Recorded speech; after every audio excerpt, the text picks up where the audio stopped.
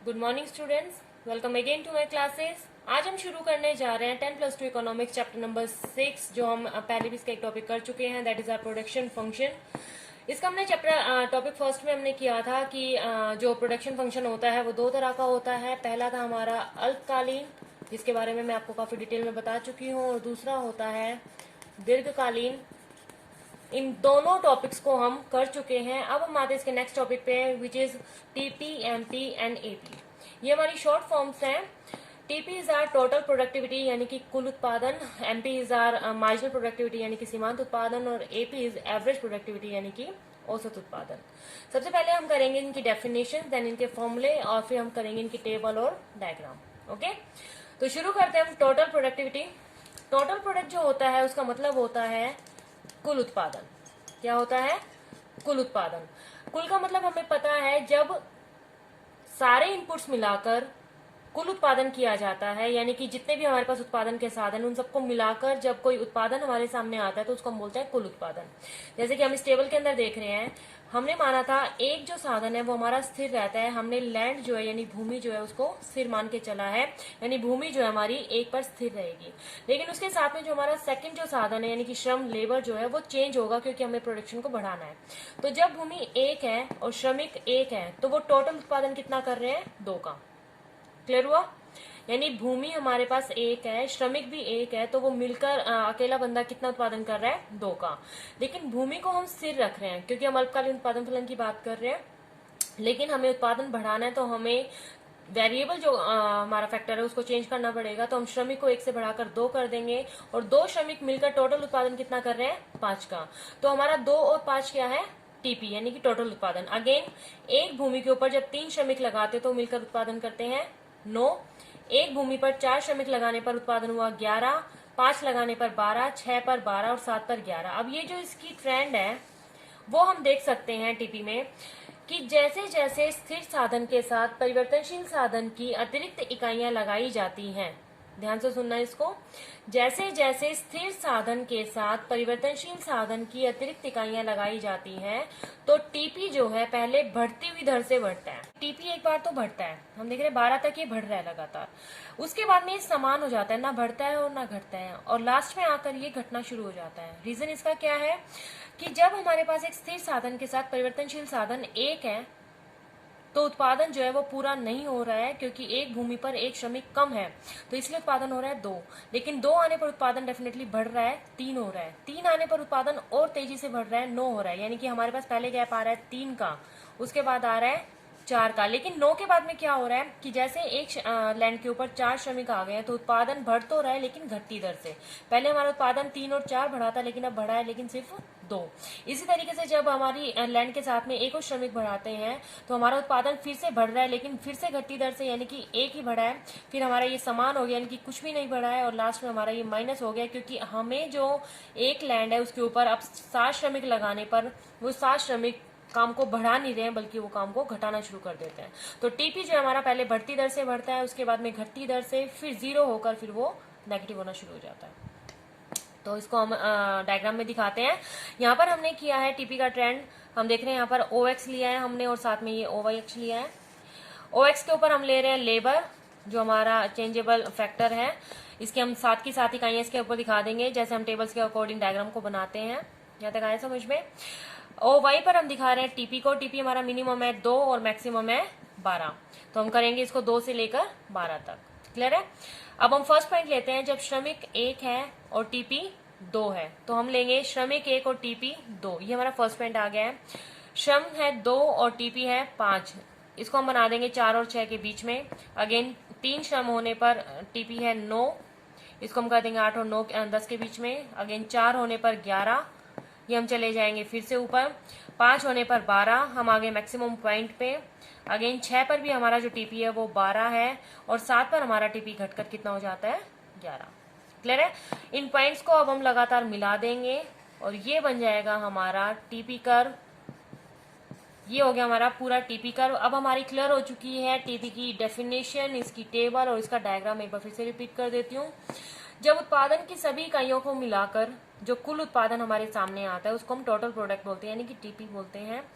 TP जब बनाते हैं हम, तो हम एक स्थिर साधन के साथ परिवर्तनशील साधन की जैसे जैसे इकाइयां बढ़ाते हैं, तो टीपी हमारा पहले बढ़ती दर में, फिर घटती दर से, फिर समान दर से बढ़ता है और लास्ट में वो आकर घटना शुरू हो जाता है। तो इसका जब हम डायग्राम बनाएंगे, हम इसकी शेप देख रहे हैं कि एक बार बढ़ती दर से बढ़ रहा है, फिर घटती दर से और फिर समान होकर घटना शुरू हो रहा है। क्लियर है? अब हम आते हैं मार्जिनल प्रोडक्टिविटी पर, यानी कि एमपी। इसको हम बोलते हैं हम सीमांत उत्पादन। मैंने आपको भी पहले भी मार्जिनल का मतलब बताया हुआ है जब हमने यूटिलिटी का चैप्टर किया था, कि मार्जिनल का मतलब होता है अंतर बेसिकली। अब ये किसका अंतर है? ये टीपी का अंतर है। किसका अंतर है? टीपी का। अब हम देखते हैं टीपी की ट्रेंड, जैसे हमने पहले भी किया था, इसको मैं क्लियर कर देती हूँ। टीपी की ट्रेंड देख रहे हैं हम।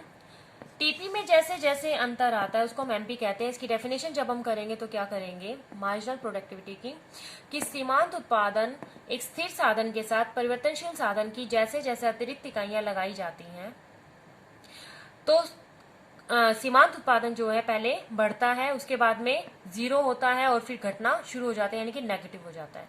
तो मार्जिनल प्रोडक्टिविटी जो है वो टीपी का अंतर है। पहले हम देख रहे हैं जब इसकी टेबल पे आएंगे कि पहले हमारा टीपी जो 2 है उसको हम सेम रखेंगे, यानी कि 2। उसके बाद में इनका डिफरेंस लेना शुरू कर देंगे। 5 - 2 is 3, 9 - 5 is 4, 11 - 9 is 2, then 1, 12 - 12 is 0, and then हम कर देंगे इसको -1। यानी कि एमपी का हमारा ट्रेंड क्या है, पहले एमपी बढ़ रहा है, हम देख रहे हैं 2, 3, 4, उसके बाद में ये घट रहा है 4, 3, 4, 2, 1 और 0, और उसके बाद में ये क्या हो जाता है, नेगेटिव। क्लियर है? यानी कि एमपी का ट्रेंड क्या हमारा, पहले ये बढ़ता है, उसके बाद एक पीक पॉइंट पे जाने के बाद में घटना शुरू हो जाता है, घटते घटते 0 हो जाता है, लास्ट में ये नेगेटिव हो जाता है। ओके, तो बेसिकली एमपी क्या है, टीपी का अंतर है। और जब हम फॉर्मूले की तरफ आएंगे देन हो जाएगा MP is equal to TPN minus TPN minus 1, यानी कि नए वाले टीपी का और माइनस में पुराने वाला टीपी का अंतर, और वो क्या कहलाएगा हमारा एमपी। नए वाला टीपी माइनस में पुराने वाला टीपी। क्लियर है? इसको हम डायग्राम में कन्वर्ट करते हैं। हम देख रहे हैं नीचे वाला जो हमें बनाना है, जब भी हम इस डायग्राम को करेंगे हम एक्जैक्टली टीपी के नीचे ही इस डायग्राम को बनाएंगे। सेम हमारा OX एंड OY हम अक्ष ले रहे हैं। OX के ऊपर हमने लेबर लिया है, इसकी भी हमने सातों इकाइयां दिखा दी है। यहाँ पर हमारे पास में मिनिमम है -1 एंड मैक्सिमम है 4, तो हम इसको नीचे तक लेके इसको -1 कर देंगे। क्लियर है? अब फर्स्ट पॉइंट पे, यानी कि जब भूमि 1 है, श्रमिक 1 है, तो ऐसे में एमपी कितना है हमारा 2, यानी 1 पर एमपी हमारा 2 है। क्लियर है? 2 पर एमपी कितना है 3, ये हमारा बढ़ गया है। 3 पे एमपी कितना है 4, इसको हम और बढ़ा देंगे।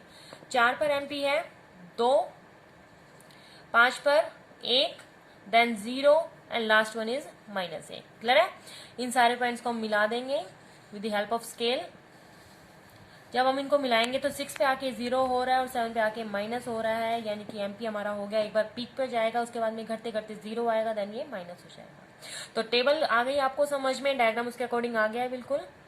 ओके, लास्ट आता है हमारा इसके अंदर एवरेज प्रोडक्टिविटी, यानी कि औसत उत्पादन। ये भी बिल्कुल इजी है। एवरेज का मतलब होता है औसत। हमें पता है औसत का क्या मतलब होता है। मान लीजिए आपके 500 मार्क्स में से, यानी कि 5 सब्जेक्ट्स में 500 मार्क्स का आपके 5 सब्जेक्ट्स हैं, उनमें से आपने अगर 420 मार्क्स गेन किए हैं, ठीक है, तो आपका एवरेज क्या निकल के आएगा? आप कैसे निकालोगे इसका एवरेज? आप करोगे 420/5, यानी कि 84% जो है आपका एवरेज है। इसी तरीके से हम एवरेज प्रोडक्टिविटी निकालेंगे, यानी कि तो एवरेज प्रोडक्टिविटी की अगर हम डेफिनेशन की बात करें तो ये होगा एक अतिरिक्त इकाई का लगाने पर, यानी कि परिवर्तनशील साधन की एक अतिरिक्त इकाई लगाने पर कुल जो उत्पादन होता है, तो प्रति इकाई उत्पादन को हम क्या कहते हैं? औसत उत्पादन। क्लियर है? यानी कि कुल उत्पादन की प्रति इकाई उत्पादन को, एक एक श्रमिक के उत्पादन को हम क्या कहते हैं? कुल उत्पादन, औसत उत्पादन, सॉरी।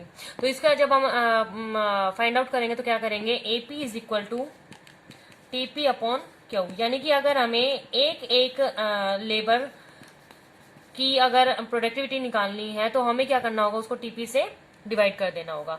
अगर हम टेबल की तरफ आते हैं तो हम देख रहे हैं हमारे पास टीपी है 2 एंड लेबर है 1, तो हम क्या करेंगे? 2/1 इज इक्वल टू 2। टीपी है 5, लेबर है 2, ये हो जाएगा 2.5। टीपी है 9 एंड लेबर है 3, ये हो जाएगा 3। 11/4 2.7, 12/5 2.4, 12/6 is 2 and 11/7 is 1.5। तो इस तरीके से हमारी बन गई है एपी की टेबल। अब हम आते हैं एपी की टेबल की तरफ। इसके क्या ट्रेंड है, हम देख रहे हैं कि एपी हमारा लगातार बढ़ रहा है, 2, 2.5, 3, ये हमारा मैक्सिमम पॉइंट है।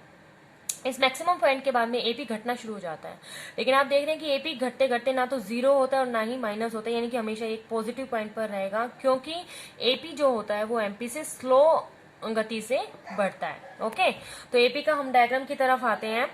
तो हम देख रहे हैं कि जब हमारी लेबर एक है, ओके, जब हमारी लेबर एक है, हमें सिर्फ लेबर और एपी को लेना है। श्रमिक एक है, अगेन एपी हमारे पास 2, सेम पॉइंट। श्रमिक 2 होने पर एपी है 2.5, 3 होने पर एपी है 3, 4 होने पर एपी है 2.7, ओके। नेक्स्ट है 2.4 ऑन 5, नेक्स्ट है 2 6 पर, और लास्ट आ रहे हैं हमारे पास में 1.5 7 पर। इन सारे पॉइंट्स को हम इसी तरीके से मिला देंगे